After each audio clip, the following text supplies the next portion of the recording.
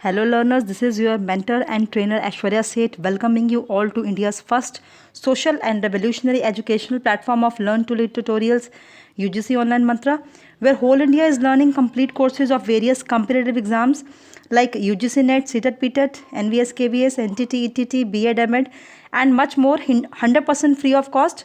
Our mission here is to impart complete quality education regarding these competitive exams 100% free throughout India, especially to those students who wouldn't be able to afford or avail these exclusive coachings due to any kind of constraints. So don't worry, just subscribe this channel and get complete coaching of UGC NET, CTET, PTET, NVS, KVS 100% free of cost during this lockdown crisis. So aspirants, in UGC NET Paper 1 preparational series, the 9th unit of UGC Paper 1, that is People, Development and Environment, is going on in this channel, in which today I will cover its next subtopic of the Environmental Protection Act 1986. It's very important act regarding the different exams, even not even UGC exam, but other exams also, competitive exams also. So let's take a look to that. UGC NET Paper 1 Environmental Protection Act 1986, right. तो क्या है environmental protection act? ऐसा act जो बना था पूरे environment को safety provide करने के लिए।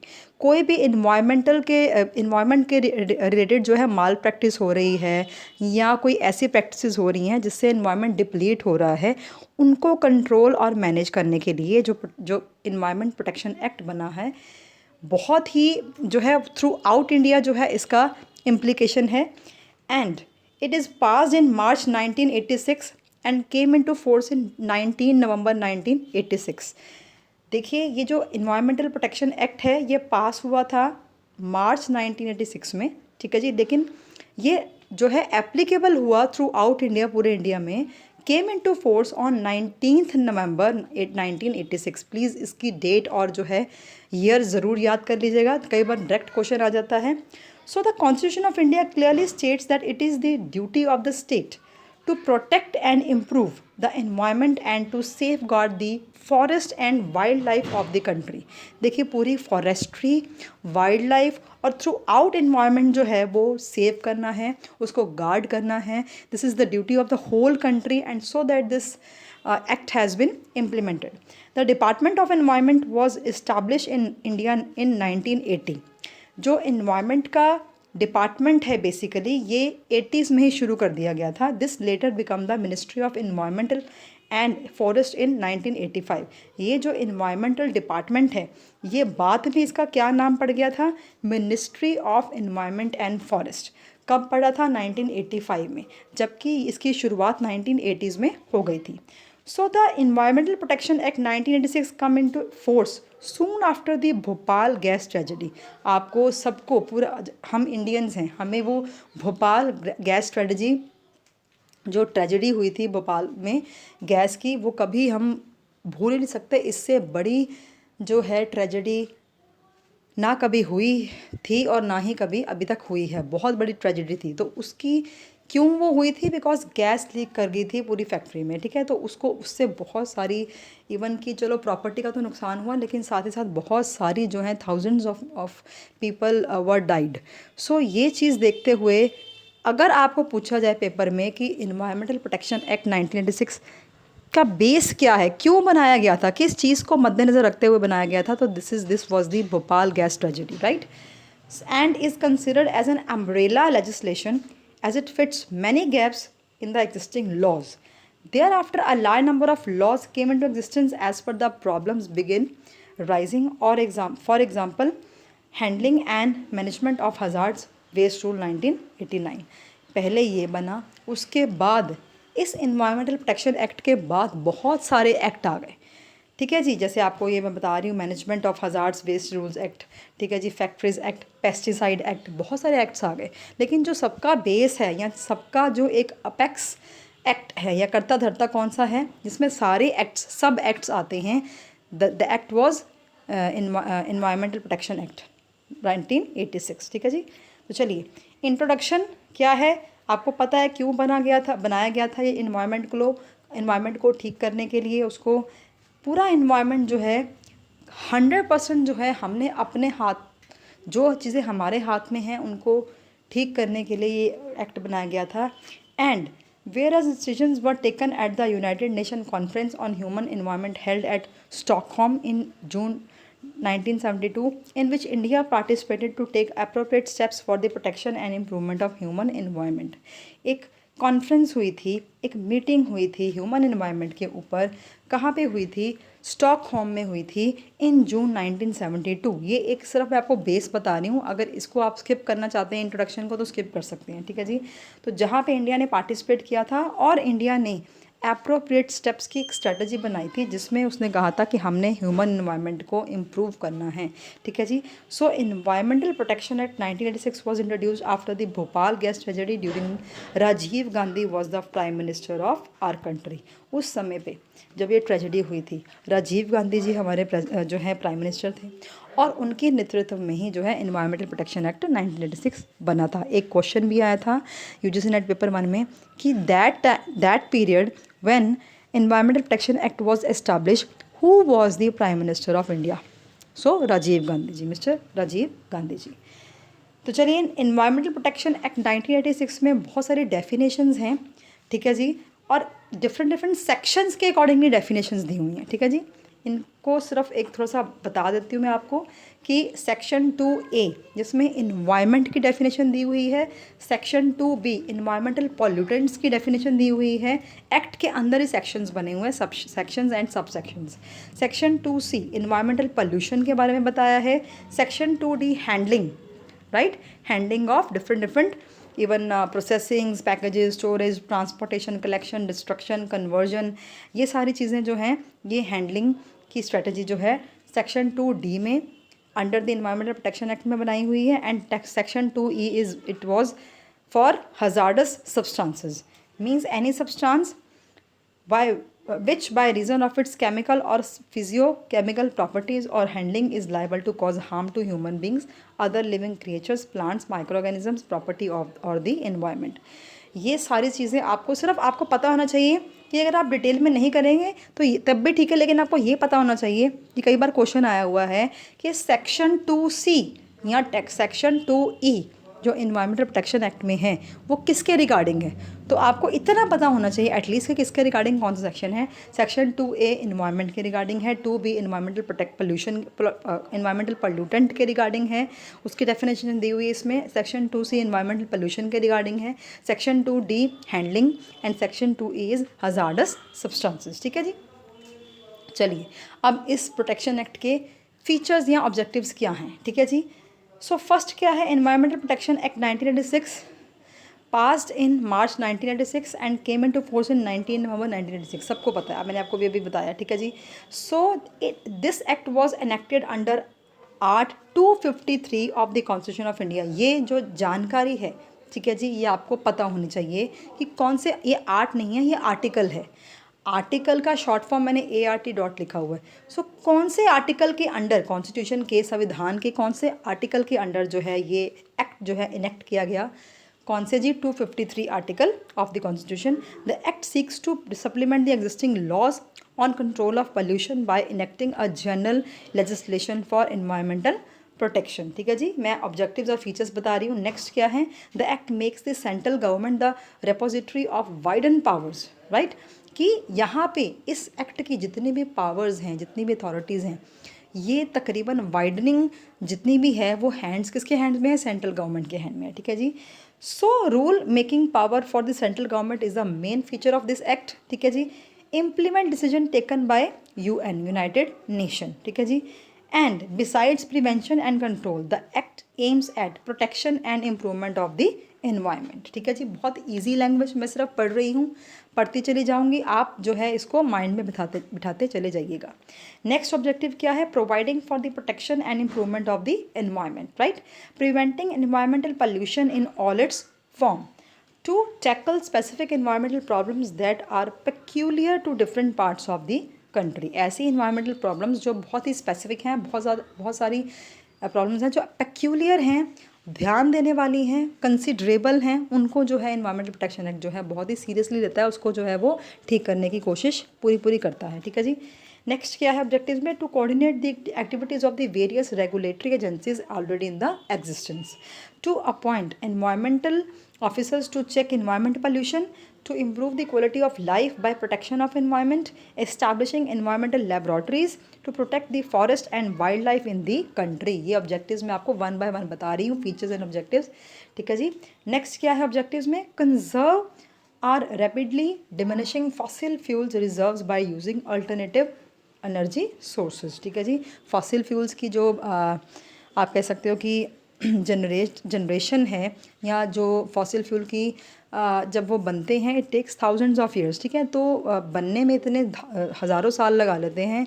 ठीक है, कंज्यूम हम फटाफट से कर लेते हैं। तो फॉसिल फ्यूल की रिप्लेसमेंट हम कर सकते हैं सोलर एनर्जी के साथ, विंड एनर्जी के साथ, हाइड्रो एनर्जी के साथ। ठीक है, तो या बायोमास के साथ। तो ये एनर्जीज़ जो हैं जो रिन्यूएबल हैं, ठीक है जी, उनको हम रिप्लेस कर सकते हैं फॉसिल फ्यूल्स से। ठीक है जी। तो ये भी सारी कंजर्विंग जो है स्ट्रेटजीज बनाते हैं कौन? इन्वायरमेंटल प्रोटेक्शन एक्ट के अंदर ही बनती हैं।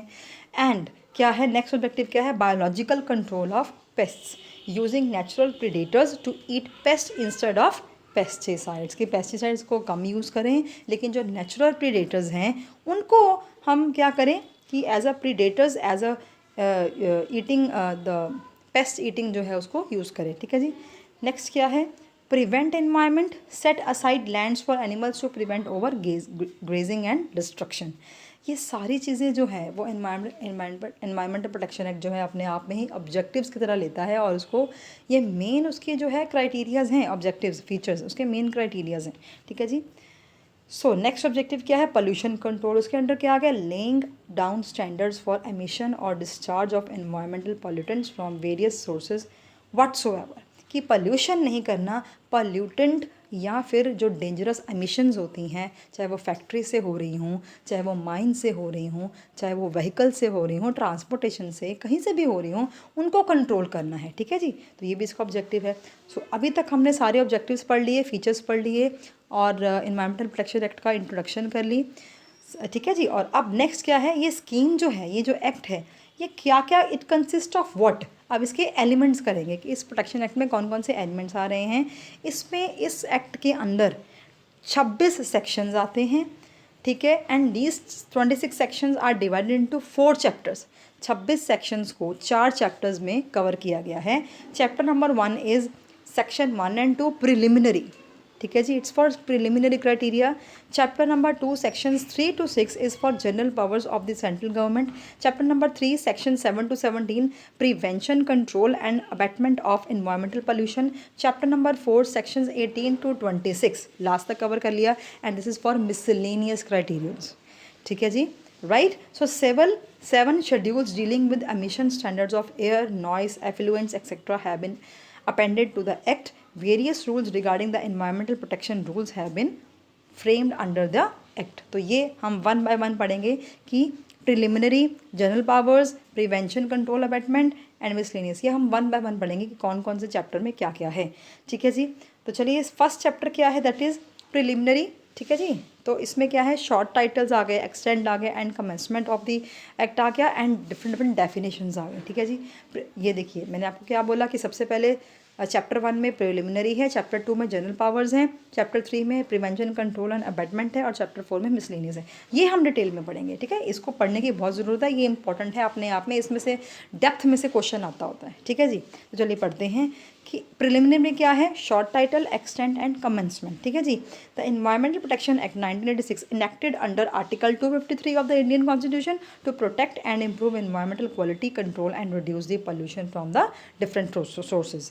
So first is the act may be called the Environmental Protection Act 1986. It extends to the whole India, and it shall come into force on such date as the central government may, by notification in the official gazette, appoint, and different dates may be appointed for different provisions of the act and for different areas।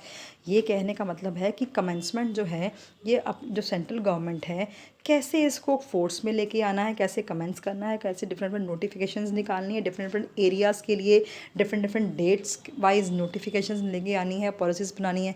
This is up to 100% in the hands of central government. ठीक है जी। Next क्या है, important definitions. अभी definitions हमने कर ली हैं। ठीक है जी। 2A 2B 2C 2D 2E तक कर लिया था।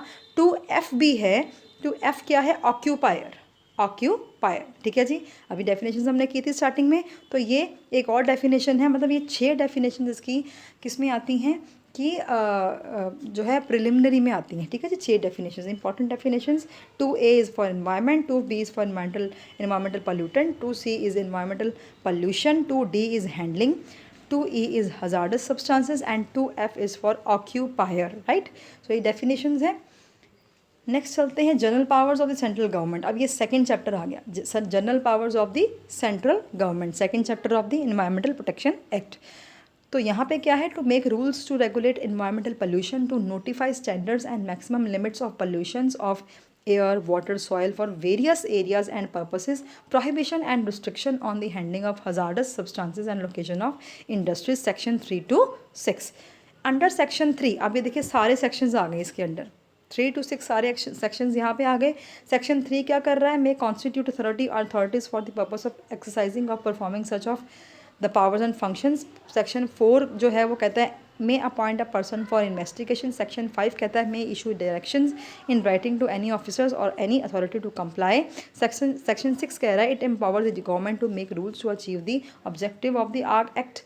सेक्शन 7 कह रहा है persons carrying on industry operation etc not to allow emissions or discharge of environmental pollution in excess of the standards। and section 8 कह रहा है this is persons handling hazardous substances may occupy with procedural safeguards। सो ये act में क्या क्या कौन कौन से सेक्शन में लिखा हुआ है, कहाँ कहाँ आ रहा है, इसमें आपको लर्न करना है। दीज आर फैक्चुअल इन्फॉर्मेशन कि एक्ट में क्या क्या आ रहा है। तो मैं आपको पढ़ती चली जा रही हूँ, आप इसको माइंड में बिठाते चली जाइएगा। ठीक है जी। So general powers of the central government, इसमें सेक्शंस मैंने कवर कर लिए। बहुत डीप में करने की ज़रूरत नहीं है, सिर्फ आपको ये पता होना चाहिए कौन सा सेक्शन क्या कहता है, कौन सा आर्टिकल क्या कहता है। ठीक है जी। नेक्स्ट चलते हैं।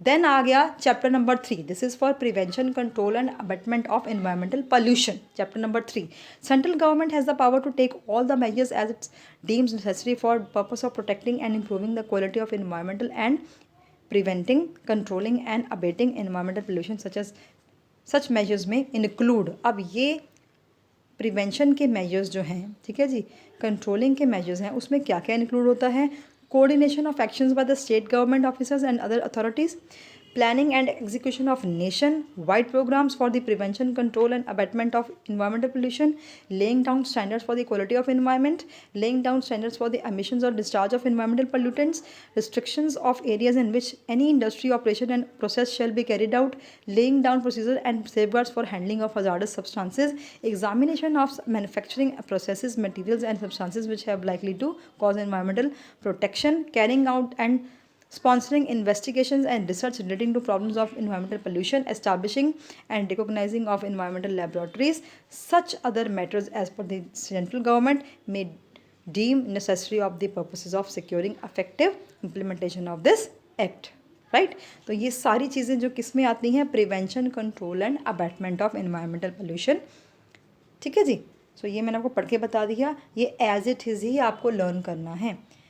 नेक्स्ट चलते हैं। अब नेक्स्ट आ गया ऑफेंसेस एंड पेनल्टीज़। अगर हम कोई भी ऐसा अथॉरिटी है या पर्सनैलिटी है या इंडिविजुअल है या कोई भी कंपनी है, कॉरपोरेट है, कुछ भी है, अगर इन्वायरमेंटल प्रोटेक्शन एक्ट के ख़िलाफ़ चले, अगेंस्ट चले या उसकी जो प्रोविजंस है वो ना माने, तो ये ऑफेंस है। और वो ऑफेंस जो है क्या क्या पेनल्टीज़ जो है इम्पोज करता है वो हम इसमें पढ़ेंगे।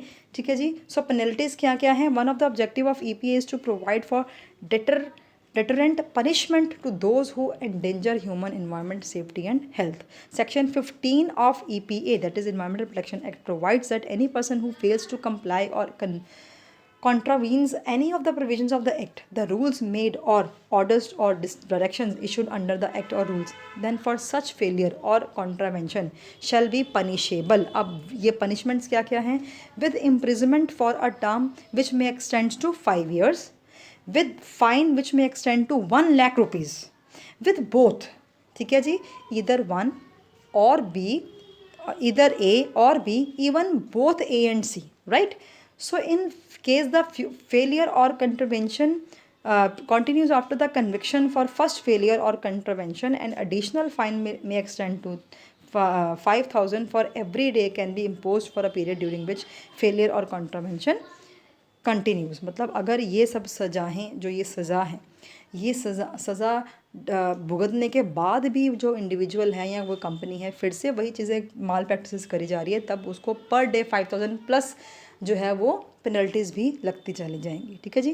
तो ये बहुत ही बड़ी चीज़ें हैं। मतलब इसको हम इन्वायरमेंट को ऐसे नहीं कि कुछ कहीं पे कुछ भी फेंक दें, पब्लिक पार्क में बैठे हैं तो कुछ भी फेंक दें, पानी के नज़दीक बैठे हैं तो पानी के अंदर कुछ भी फेंक दें, कुछ ऐसा नहीं है। इंडस्ट्रीज़ जो हैं, पर जो इंडस्ट्रीज़ हैं, माइंस हैं, फैक्ट्रीज़ हैं, वो भी ऐसा एक स्टैंडर्ड सेट किया होता है कि इससे ज़्यादा पोल्यूशन अगर वो करेंगे तो उनको पेनल्टीज़ भरनी पड़ेंगी, इवन कि बहुत ज़्यादा लेवल पे इम्प्रिजनमेंट भी हो सकती है। ठीक है जी। तो ये पेनल्टीज़ हैं।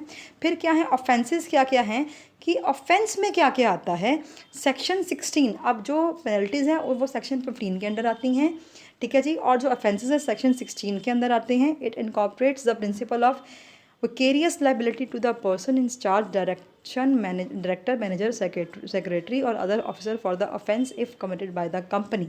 When any offence is committed by the company, then the company as well as the person directly in charge of and responsible for the conduct of business of the company shall be deemed to be liable to punishment. However, the person in charge of responsible for the conduct of business of company is no held liable if he proves that the offence was committed without his knowledge, that he exercised all due diligence care to prevent the commission of such offence। ठीक है जी।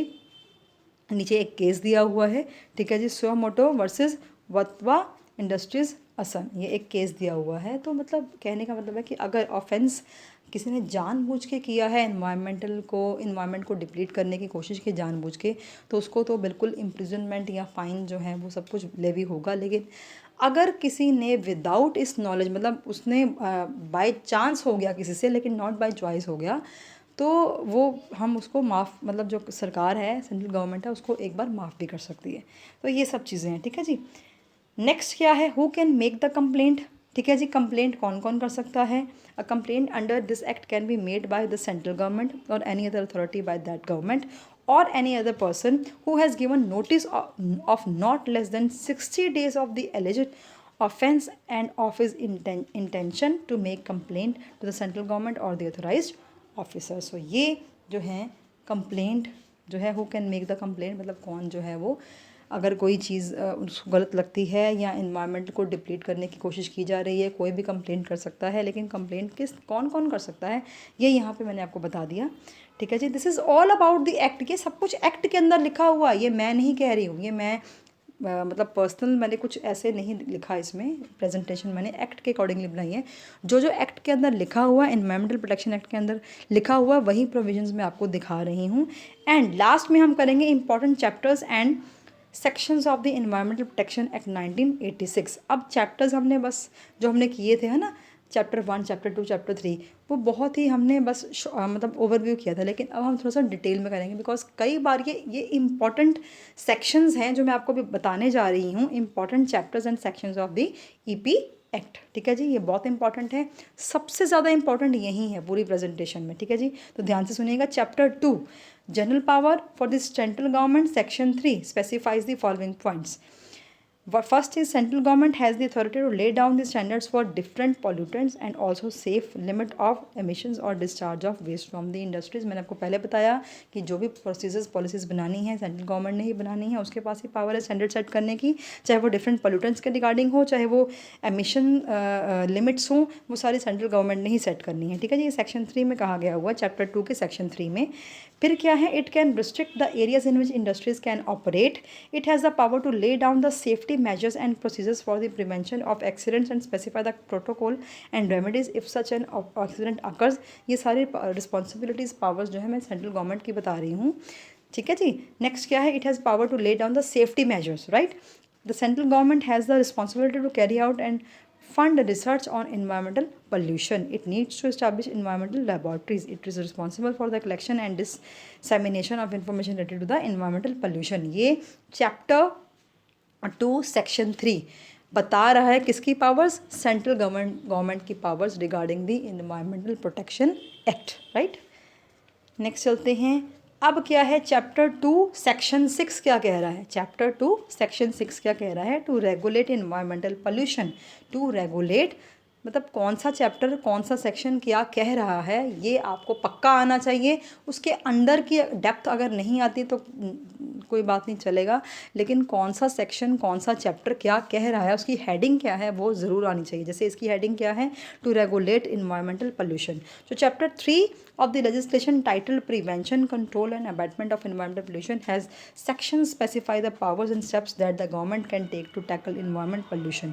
Some important sections under this chapter are कौन से हैं जी, section 10 powers of entry and inspection allows any person appointed by the central government the right to enter within the reasonable hours at any place to inspect, to perform the duties entrusted to him or her, to examine and test any equipment, industrial plan, record, register और document। ये powers of entry and inspection है, ये कभी भी किसी time पे जो जिसको ड्यूटीज़ मिली हुई हैं वो परफॉर्म कर सकता है, कहीं पे भी रेड मार सकता है। जैसे कहीं फॉर एग्जांपल किसी को खबर मिले कि इस एरिया में जो है वो लोग इन्वायरमेंट को डिप्लीट कर रहे हैं, या इस एरिया में जो है वो विदाउट अप्रूवल जो है इंडस्ट्री लगी हुई है और वो एमिशंस कर रही है, तो कभी भी जाके जो है किसी भी टाइम पे जो रिस्पॉन्सिबल पर्सन है वो इंस्पेक्ट कर सकता है, ठीक है जी। So power of entry and inspection that is section 10, ठीक है जी। नेक्स्ट क्या है section 11, it is all about provides power to take samples and the procedure to be followed in the connection with there with. Section 11 जो कह रहा है that provides the power to take samples and procedures to be followed in the connection with. So the samples can be collected by the appointed authority. The results of such testing can be submitted as evidence during an investigation, ठीक है जी। तो section 11 जो है वो क्या कर रहा है, वो सैम्पल्स कलेक्शन की बात कर रहा है, ठीक है जी। नेक्स्ट क्या है सेक्शन 12, सो ये किसकी बात कर रहा है, allows the central government to establish environmental labs और declare existing labs as environmental lab. तो सेक्शन 12 जो है ईपी एक्ट का वो किसके रिगार्डिंग है, इन्वायरमेंटल लैब्स के रिगार्डिंग है, उनको बनाना और एग्जिस्टिंग लैब्स को इन्वायरमेंटल लैब्स डिक्लेयर करना, ये उनके रिस्पॉन्सिबिलिटी के बारे में बता रहा है। सेक्शन 13 फिर 13-14 नहीं है, सेक्शन 15 है। सेक्शन 15 क्या कह रहा है, outlines the penalties for non compliance. मैंने आपको पहले बता दिया, नॉन कंप्लायंस के केस में 1 लाख की फ़ाइन हो सकता है, और अगर इस फाइन के बावजूद भी जो है कोई करता रहेगा, जो ऑफेंस करता रहेगा, तो उसको पर डे 5000 की मोर पेनल्टी लगती जाएगी, या फिर इम्प्रिजमेंट हो सकती है, जेल हो सकती है 7 years, even more than 7 years, ठीक है जी। तो ये ऑफेंसेस मैंने आपको पहले बता दिए नॉन कंप्लायंस के। नेक्स्ट क्या है, सो ये चल रहा है ऑफेंस का, ऑफेंस मैंने आपको पहले बता दी है, ठीक है जी। तो ये आप देख लीजिएगा। नेक्स्ट क्या है section 22, bar of jurisdiction is an important part of the act which prevents any Indian court to take up a case prosecution against an officer who is doing his duty to uphold the laws under this act. So section 22 is all about bar of jurisdiction, मतलब किस area तक, किस हद तक जो है ये environmental protection act जो है वो लगता है। मैं आपको बता रही हूँ थ्रू आउट इंडिया लगता है, थ्रू आउट इंडिया इसकी जो है इम्प्लीमेंटेशन है। It is possible that a scientist testing the samples from a guilty industry be called to court by that industry on accounts of malpractice. This sort of threat will prevent the scientist from doing his duty honestly. The bar of jurisdiction prevents such a possibility. तो इस तरह से क्योंकि scientist जो है वो sample लेते हैं कौन सी इंडस्ट्री किस तरह का जो है वो पोल्यूशन क्रिएट कर रही है, और अगर वो गिल्टी साबित हो गया फिर से उसको ऑफेंस माना जाएगा, ठीक है जी। And the rules made under this act can be amended by the Indian parliament. कभी भी जो रूल्स बने हुए हैं इसको अमेंड किया जा सकता है, चेंज किया जा सकता है बाय द इंडियन पार्लियामेंट, ठीक है। And as I mentioned before, the law is applicable everywhere in India, ठीक है जी। इसकी एप्लीकेबिलिटी सब तरफ है। कन्क्लूजन जो है, जो हमने अभी तक सब पढ़ा वो कन्क्लूजन में मैंने डाला हुआ है, सब वही है कि इसको मतलब कन्क्लूजन को भी मैं आपको सिर्फ पढ़ के बता देती हूँ। कन्क्लूजन में क्या है, environmental pollution are affecting not only individual but also entire countries all the whole world. Awareness towards improvising the quality of environment has increase substantially and all efforts are being made at different levels to minimise environmental pollution and does help in improving the quality of life. Management of environment means the proper utilization, conservation, prevention, control and recycling of the resources for maintaining balanced ecosystems, right? The effective environment management is the optimum allocation of finite resources among the various possible uses. It has to be based on scientific and technological approach which takes full note of socio-economic parameters and compulsions. मतलब बार बार वही वो कह रहा है कि ऐसे efforts हमने करने हैं environment को protect करने के और safeguard करने के, ये सारे जो हैं हमारे efforts हैं. बेसिकली हमें बैलेंस करना पड़ेगा अपने इकोसिस्टम्स को, अपने इन्वायरमेंट को इम्प्रूव करना पड़ेगा, पोल्यूशन को कम करना पड़ेगा, quality of life, quality of environmental standards को इम्प्रूव करना पड़ेगा. Environmental management is the interdisciplinary approach to resource conservation and it acts as a regulatory force on human want, onus in resource wasting. So in India, the 12th five-year plan has emphasized the need for sound environmental management, which includes environmental planning, protection, monitoring, assessment, research, education, conservation as major guiding factors for the national development. कि अगर national development चाहिए तो fifth five-year plan था, last वाला 12th five-year plan था. अब तो चलो जो 5-year planning है उसका जो रिप्लेसमेंट है वो हो गया है नीति आयोग से, लेकिन जब 5-year planning होती थी, कंसेप्ट होता था, तो 12th जो 5-year planning थी उसमें कहते हैं कि monitoring, protection, planning, assessment, research, education, conservation, ये सारी गाइडलाइंस थी एनवायरनमेंट के रिगार्डिंग. ठीक है जी. So India is a soft state. It has excellent environmental laws but policies और corruption prevent its effective and efficient implementation. The result has been disastrous for our environment and hence for economy too. We are now seeing, अगर हमने environmental protection activities ना की, act को ना अच्छे से implement किया, ना इसको सीरियसली लिया, तो हमें सीरियस रिजल्ट्स जो हैं इनके ऑब्वियसली इन फ्यूचर हमें मिल सकते हैं. ठीक है जी. सो ये कंक्लूजन मैंने बता दिया. जल्दी से इस वीडियो को लाइक करें. पूरा का पूरा एनवायरमेंटल प्रोटेक्शन एक्ट मैंने आपको बहुत ही डिटेल में करा दिया है, तो बहुत ज़्यादा डिटेल में करा दिया. इससे ज़्यादा एक्स्ट्रा पढ़ने की ज़रूरत नहीं है. एनवायरमेंटल प्रोटेक्शन एक्ट में इतना बहुत ज़्यादा है. सेक्शंस याद कर लीजिएगा, बेस याद कर लीजिएगा, डिफरेंट जो हैं जो चैप्टर्स हैं वो याद कर लीजिएगा, ऑफेंसेस, पेनल्टीज़ याद कर लीजिएगा, और पूरा जो इसका इंट्रोडक्शन है वो याद कर लीजिएगा, और फीचर्स और ऑब्जेक्टिव्स तकरीबन बस ऊपर से ओवरव्यू ले लीजिएगा. ठीक है जी. इतना ही बहुत है एनवायरमेंटल प्रोटेक्शन एक्ट में, इससे ज़्यादा करने की ज़रूरत ही नहीं है. ठीक है जी. सो ज़रूर इस चैनल को सब्सक्राइब करें, इस वीडियो को लाइक करें और इस चैनल को शेयर करें. ये चैनल है learn to lead tutorials UGC online Mantra. 100% free of cost quality education आपको दे रहा है throughout India. Full fledge coaching, complete coachings of UGC NET paper 1 दे रहा है, complete coaching of UGC NET paper 2 Hindi की दे रहा है, complete coaching UGC NET paper 2 geography के आपको दे रहा है. ठीक है जी. सीटेट, बीटेड, एनबीएस, केवीएस की कंप्लीट कोचिंग दे रहा है. सो ये और आगे भी जाके हम फ्यूचर में और कोर्सेज लॉन्च करने जा रहे हैं. सो जो भी लॉन्च करेंगे उसकी कंप्लीट कोचिंग मिलेगी आपको. ठीक है जी. और 100% free of cost throughout India. So ये लॉकडाउन क्राइसिस में हमने खोला है ये चैनल, और लॉकडाउन के जो भी कोविड-19 की इम्प्लीकेशंस जो हैं बहुत ही ज़्यादा ख़तरनाक हैं, और सब अपने अपने घरों में ही अपने अपने जो भी लिविंग प्लेसेस हैं उसमें बंद के रह गए हैं. बाहर जा नहीं सकते, एजुकेशन ले नहीं सकते, कॉलेजेस, स्कूल सब बंद हैं, इंस्टीट्यूशंस बंद हैं, हायर एजुकेशन के जितने भी लर्निंग सेंटर सारे बंद हैं. तो घर बैठे बैठे एकमात्र यही चैनल है जिसके द्वारा आप 100% complete education free of cost ले सकते हो. ठीक है जी. कहीं आपको और जाने की ज़रूरत नहीं, कोई स्टडी मटेरियल परचेज़ करने की ज़रूरत नहीं, कोई ऑफलाइन ऑनलाइन क्लासेस लेने की ज़रूरत नहीं है, कहीं पे भी आपको कोई रेफरेंस बुक खरीदने की ज़रूरत नहीं है, कुछ भी खरीदने की ज़रूरत नहीं है. अगर कोई भी कोर्स इस चैनल के ऊपर चल रहा है तो कंप्लीट कोर्स चल रहा है आपका. ठीक है जी. उसमें कोई भी चीज़ छोड़नी नहीं है हमने. सो अभी पीपल डेवलपमेंट एंड एनवायरनमेंट में ये यूनिट 9th है यूजीसी नेट पेपर 1 का. ये हम डिटेल में कर रहे हैं, क्रोनोलॉजिकल ऑर्डर में कर रहे हैं, और 95% जो है सिलेबस जो है as per the syllabus complete हो चुका है, और 5% रह गए जिसमें 2 टॉपिक्स रह गए हैं.